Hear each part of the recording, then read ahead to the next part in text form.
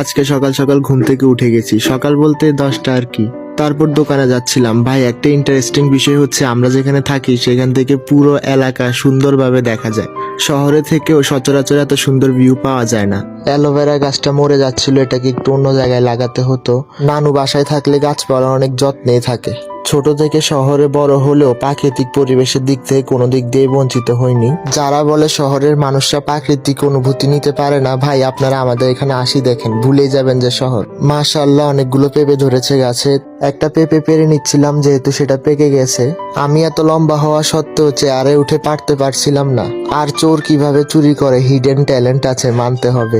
এই গাছ পাকা পেঁপেগুলো অনেক মিষ্টি হয়, একেবারেই ফ্রেশ। আর এই লাল লাল ফলগুলো কেউ চিনেন? আমরা এখানে ম্যাশটা বলে থাকি, অনেকে টক ফল বলে। ফলগুলো দিয়ে অনেকে জেল বানায়, অনেকে আচার। এখানে সিম গাছ ছিল, সিম গাছে নতুন নতুন ফুল আসতেছে, এখনো সিম ধরে নাই। এই সিমগুলো সিজনের শেষের দিকে হয়, মাসাল্লা দিলে অনেকগুলি ধরে। এই সবগুলো আমার নানুর হাতে লাগানো গাছ। আচ্ছা, এই ফল গাছটা কি কেউ চিনেন? চিনে থাকলে একটু কমেন্ট বলবেন তো। বেশিরভাগ মানুষ এই গাছটা চিনে না।